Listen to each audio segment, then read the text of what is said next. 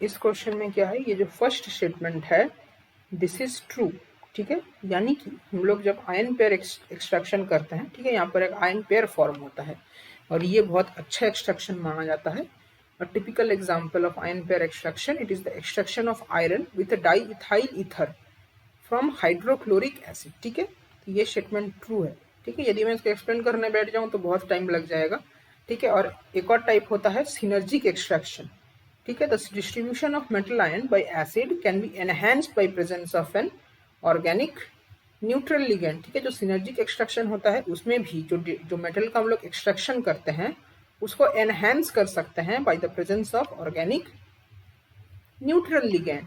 तो दोनों ही हम लोग का जो स्टेटमेंट्स है, बोथ स्टेटमेंट्स आर ट्रू। तो फर्स्ट ऑप्शन करेक्ट हो जाएगा कि both the statements are true. Okay, so हम लोग नेक्स्ट क्वेश्चन की ओर बढ़ते हैं। अच्छा, इसमें देखिए commutators of the operators for position and linear momentum, ठीक है। इसका आंसर आपको पता होना चाहिए, है ना।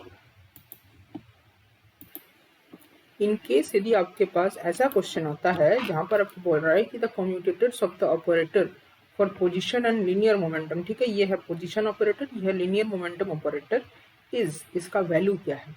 देखिए, या तो आप इसे कैलकुलेट कर सकते हैं। कैसे कैलकुलेट करेंगे, आपको ये लिखना पड़ेगा जैसे x और px, इसके साथ हम लोग अपना वेव फंक्शन ले लेते हैं psi is equals to x px psi minus px x psi, ठीक है। फिर इसको जब आप सॉल्व करते रहेंगे, ठीक है, यहाँ पर मतलब कि px का वैल्यू है, ठीक है, वो सब आपको पता होगा, ठीक है, माइनस आयोटा एच कट वगैरह वो सब जो भी वैल्यू है px का, ठीक है। ऐसे करके करके आप सॉल्व करेंगे तो अल्टीमेटली आपके पास आंसर आएगा आयोटा एच कट, ठीक है। तो ये हम लोग का आंसर है आयोटा एच कट। अब मैं आपको कुछ ट्रिक्स बता देता हूँ जिससे आपका आंसर फटाक से हो जाएगा, ठीक है।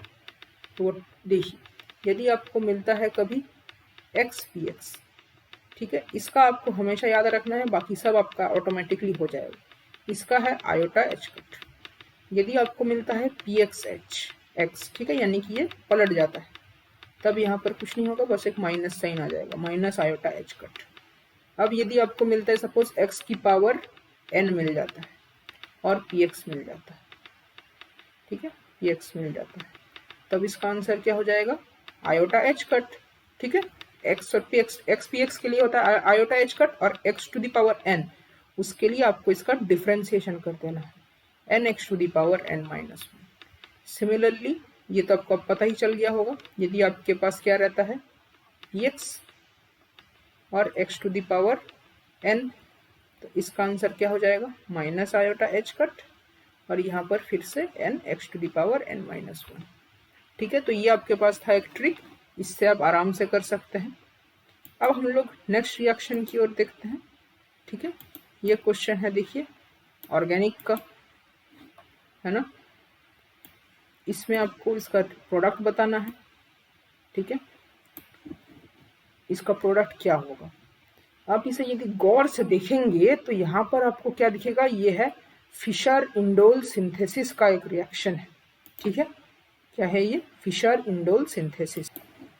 तो इसमें क्या होता है, एक हम लोग के पास क्या रहता है, एक हम लोग के पास रहेगा फेनाइल हाइड्रोजन, ठीक है, एक हम लोग के पास रहेगा फेनाइल हाइड्रोजन, और इसके साथ कोई भी हम लोग के पास एल्डिहाइड या कीटोन रह सकता है, यानी कि हम लोग इसमें बोल सकते हैं कि कोई भी हम लोग के पास कार्बोनिल ग्रुप रहे, ठीक है। और साथ ही में हम लोग के पास थोड़ा सा एसिडिक मीडियम हो, ठीक है, एसिडिक मीडियम हो, तो फिर हम लोग को अपना प्रोडक्ट मिलता है, ठीक है। और वो प्रोडक्ट कैसा होता है वो मैं अभी आपको बता रहा हूँ, देखिए अच्छे से, ठीक है।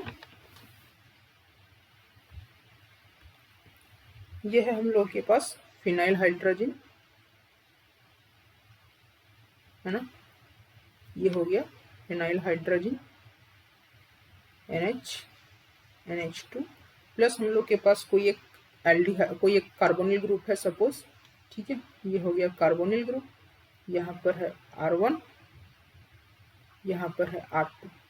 तो प्रोडक्ट हम लोग को क्या मिलेगा इन एसिडिक मीडियम, वो मिलेगा ये एक बेंजीन रिंग हुआ। यहाँ पर हम लोग के पास एक 5 मेंबर्ड रिंग आएगा, ठीक है। यहाँ पर आ जाएगा R2, यहाँ पर आ जाएगा R1, ठीक है। और इस केस में क्या है, इस केस में ये R1 क्या है, हाइड्रोजन है, R2 क्या है, हाइड्रोजन है, ठीक है। यानी कि ये सब हाइड्रोजन्स होंगे, ठीक है। यानी कि हम लोग का जो प्रोडक्ट मिलेगा वो कुछ कैसा होगा, ये हम लोग के पास एक 6 मेंबर्ड रिंग है, उसके साथ एक 5 मेंबर्ड रिंग है, और यहाँ पर ऐसा, ठीक है। ये हम लोग का आंसर हो जाएगा। अच्छा सॉरी, ये जो R2 ग्रुप है ना, ये जो R2 ग्रुप है ये हम लोग के पास हाइड्रोजन नहीं है, ये हम लोग के पास है, ठीक है। ये क्या है, हम लोग के पास CH3 ग्रुप है, यानी कि Me, ठीक है। ये है हम लोग के पास CH3 ग्रुप है, इसीलिए यहाँ पर एक मिथाइल ग्रुप आ जाएगा, ठीक है। तो हम लोग का फाइनल हम लोग का आंसर क्या हो जाएगा, वो हो जाएगा ऑप्शन नंबर 4, ठीक है। तो ये आपको पढ़ना है फिशर इंडोल सिंथेसिस, ठीक है। इसका मैं मैकेनिज्म यहाँ पर नहीं बता रहा हूँ, आप एक बार देख लेना इसका मैकेनिज्म, ठीक है। अब है potential energy function of A harmonic oscillator, ठीक है। Potential energy function of A harmonic oscillator.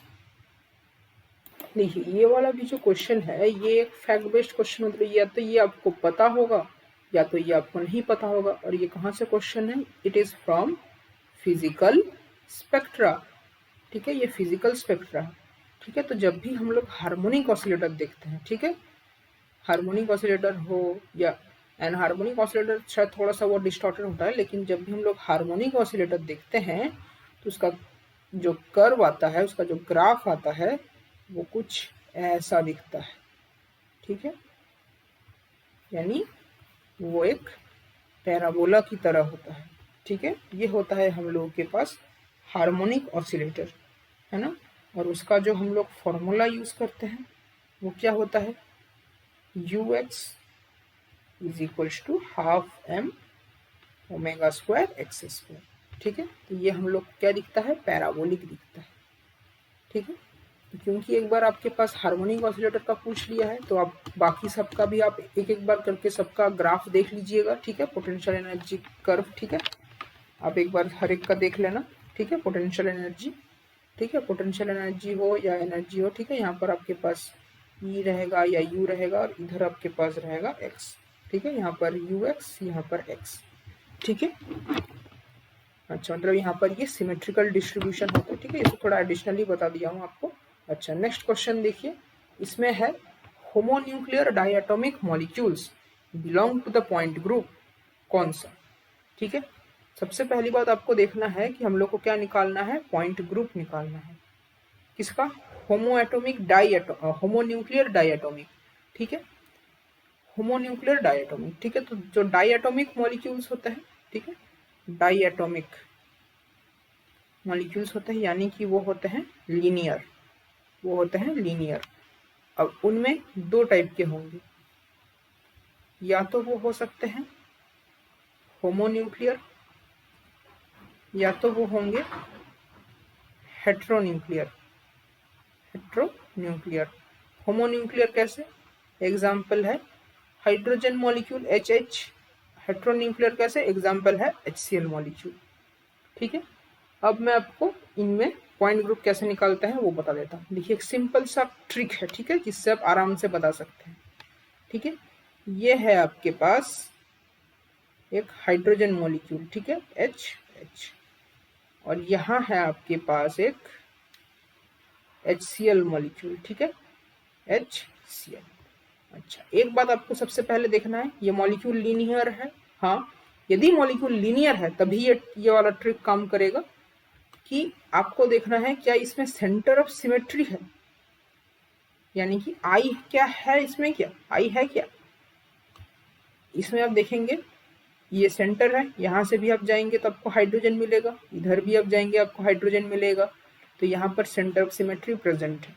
यहाँ पर आप देखेंगे इधर आप जाएंगे आपको हाइड्रोजन मिलेगा, मगर इधर आप जाएंगे तो आपको क्लोरीन मिलेगा, तो यहाँ पर सेंटर ऑफ सिमेट्री प्रेजेंट नहीं है। यदि सेंटर ऑफ सिमेट्री प्रेजेंट है तब हम लोग इसे नाम देते हैं डी इंफिनिटी एच। और यदि सेंटर ऑफ सिमेट्री एब्सेंट है, ठीक है, यदि सेंटर ऑफ सिमेट्री एब्सेंट है तब हम लोग इसे नाम देते हैं सी इंफिनिटी वी। और ऑप्शन में देखिए दोनों ही है आपके पास, है ना। तो यहाँ पर क्या होगा, हम लोग का आंसर हो जाएगा डी इंफिनिटी एच, ठीक है। अच्छा, इसमें देखिए, इसमें क्या क्या आपके पास ग्रुप्स मिल रहे हैं, क्या क्या इसमें आपके पास सिमेट्री एलिमेंट, ठीक है। एक तो ई तो वो हर एक में होता है, और एक आपको आई मिल चुका है। अच्छा, एक और देखिए, आपको यहाँ पर C2 एक्सिस मिलेगा, ठीक है। फिर यहाँ पर आपको C इंफिनिटी एक्सिस मिलेगा, ठीक है। आप किसी भी एंगल में इसमें आप एक एक करके इसको, मतलब आप कितना भी इसको रोटेट कर दीजिए, ठीक है। यहाँ पर आपको एक AOS मिलेगा, ठीक है, एक्सिस ऑफ सिमेट्री। मगर वो C2 C3 ऐसे कुछ नहीं होगा, वो C इंफिनिटी होगा, क्योंकि आप थोड़ा सा भी घुमाएंगे या कितना भी घुमाएंगे वो आपको सेम ही मिलेगा, ठीक है। तो वो आपको क्या दिखेगा, C इंफिनिटी, ठीक है। C इंफिनिटी एक्सिस आपको मिल गया। अच्छा, एक और आप देखिए, यहाँ पर आपको एक प्लेन मिलेगा, ठीक है। आप इस तरीके से यदि आप इसको कट करते हैं ऐसे बीच में से, तो इधर एक हाइड्रोजन एटम, इधर एक हाइड्रोजन एटम, ठीक है। तो यहाँ पर आपको क्या मिल रहा है, एक सिग्मा एच, ठीक है। और सिग्मा वी तो एक आपको इधर से मिलेगा ही, ठीक है, उसको मैं काउंट नहीं कर रहा हूँ। एक आपको इसके अकॉर्डिंग, इसके अलोंग एक आपको सिग्मा वी तो मिलेगा ही, ठीक है। मतलब यहाँ पर आपको सी इंफिनिटी है, ठीक है, इंफिनिटी सिग्मा वी है, एक सिग्मा एच है और एक आई है, ठीक है। आई यानी कि S2 होता है, ठीक है। तो ये सब इसमें प्रेजेंट है और इसीलिए हम लोग इसे नाम देते हैं डी इंफिनिटी एच, ठीक है। ये सिग्मा एच है और सी इंफिनिटी है और आई है, इसीलिए ये हो गया डी इंफिनिटी एच, ठीक है। अब हम लोग नेक्स्ट क्वेश्चन की ओर देखते हैं। नेक्स्ट क्वेश्चन क्या बता रहा है, n-1 D0 to 3 systems can always produce outer orbital complexes. n-1 D8 to D10 systems can always produce inner orbital complexes. क्या ये सही है? चलिए पता करते हैं। देखिए, डी कन्फिगरेशन, ठीक है। डी कन्फिगरेशन को हम लोग 3 पार्ट में डिवाइड कर देते हैं, ठीक है। एक है हम लोग के पास, ठीक है, n-1D, ठीक है, n-1D। एक है D0 to D3, एक है D4 to D6, sorry D4 to, एक है हम लोग के पास D4 to D7, एक है हम लोग के पास D8 to D10, ठीक है। अब यहाँ पर हम लोग ऑर्बिटल्स ड्रॉ कर लेते हैं।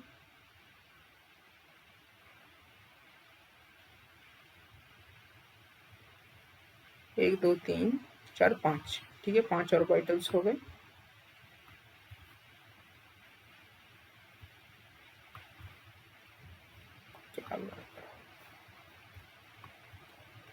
ठीक है, यहाँ पर हम लोग ऑर्बिटल्स ड्रॉ कर लेते हैं। देखिए, 1, 2, 3, 4, 5, यहाँ पर भी हम लोग ड्रॉ कर लेते हैं। 1, 2, 3, 4, 5, यहाँ पर भी हम लोग ड्रॉ कर लेते हैं। 1, 2, 3, 4 और 5, ठीक।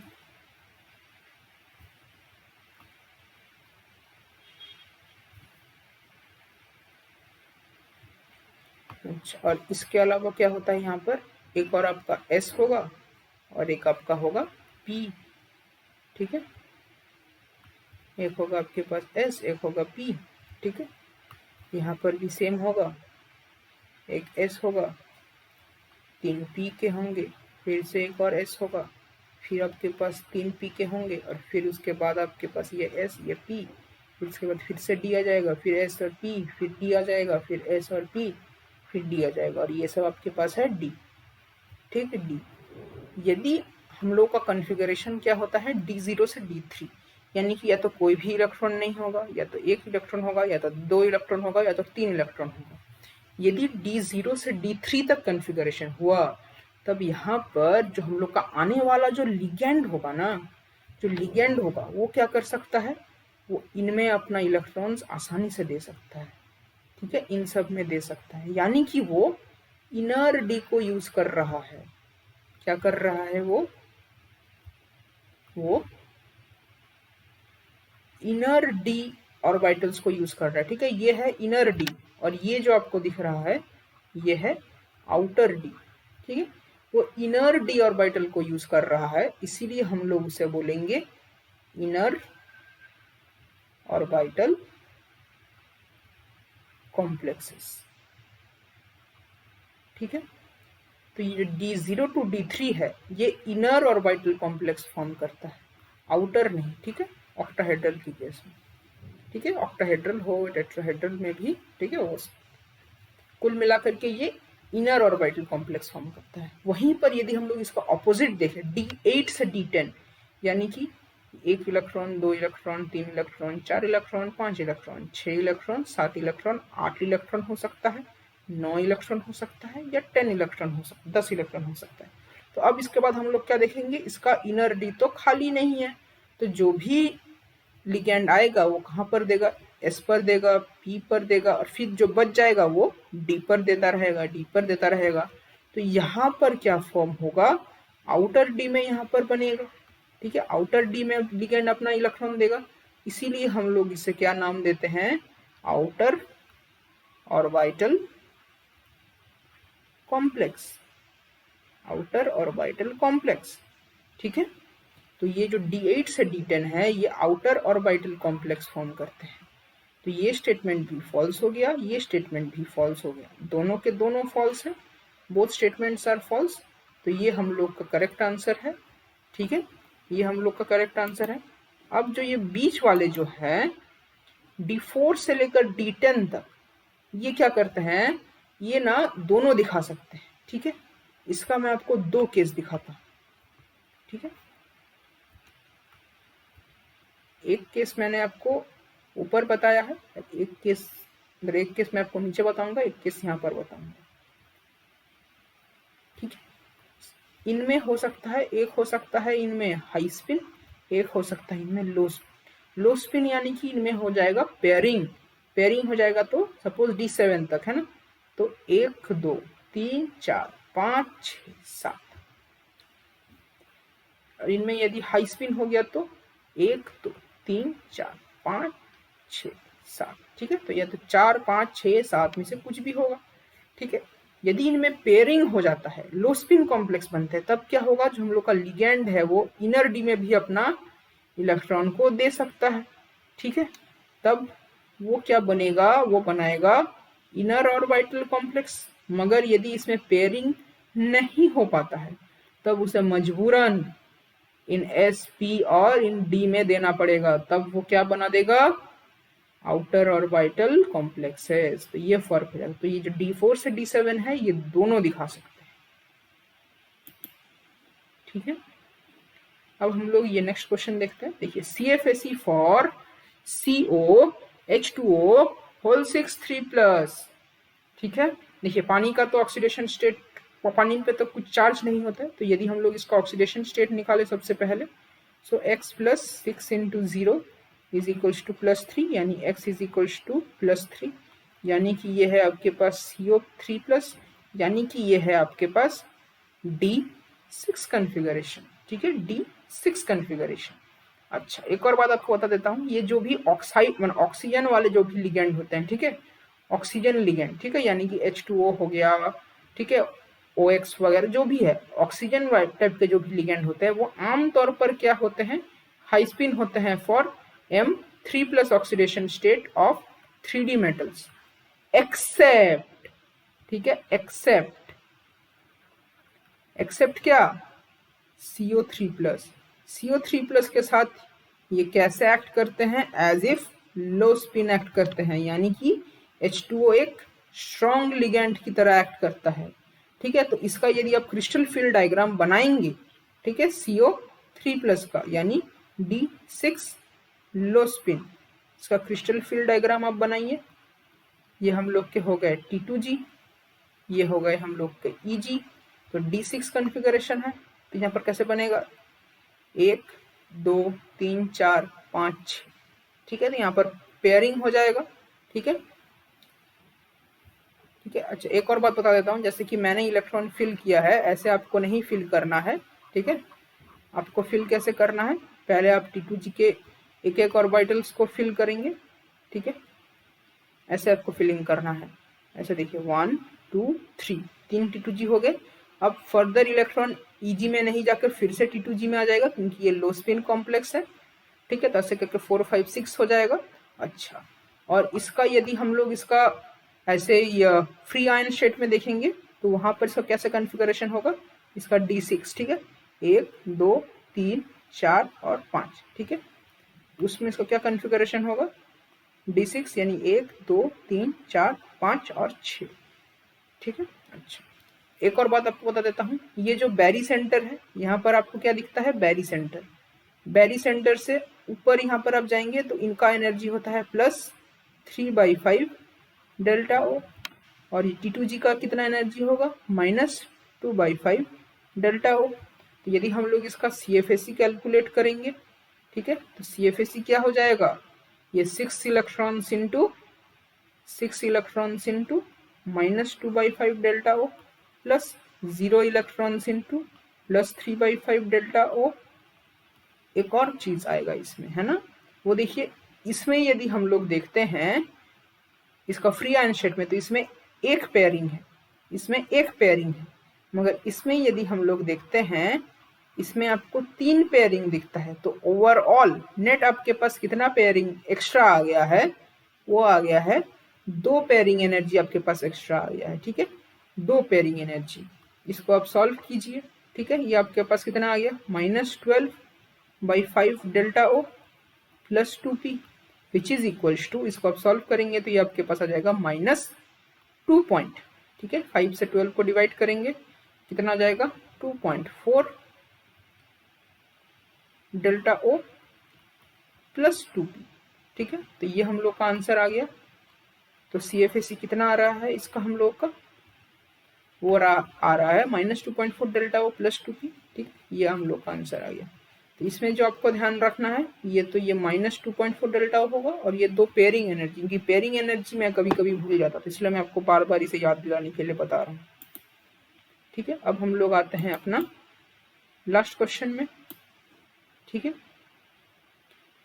ये है आपका क्वेश्चन क्रोमेटोग्राफी से, ठीक है। Select the correct statement from the following options which are related to thin layer chromatography यानी TLC, ठीक है। TLC मैंने आपको बताया था कि ये कैसा एक कुछ ग्लास का एक स्लाइड टाइप का होता है, रेक्टेंगुलर टाइप का पीस होता है, इसके ऊपर हम लोग सिलिका वगैरह देते हैं, फिर इसमें हम लोग क्रोमेटोग्राफी करते हैं, ठीक है। जब हम लोग इसमें क्रोमेटोग्राफी करेंगे ना, तो जो हम लोग का ये कंपाउंड वगैरह सेपरेट होगा, उनमें ना ऐसे कुछ एक स्पॉट्स हो जाते हैं जो कि हम लोग को आई से विजिबल नहीं है, ठीक है। Colour spots of colourless compounds are invisible to eyes, ये स्टेटमेंट ट्रू है, मगर इन स्पॉट्स को हम लोग यूवी लाइट के प्रेजेंट में देख सकते हैं, तो ये स्टेटमेंट भी ट्रू है, ठीक है। इसको हम लोग नेकेड आई से नहीं देख सकते हैं, लेकिन इसको हम लोग अल्ट्रावायलेट लाइट के अंदर देख सकते हैं।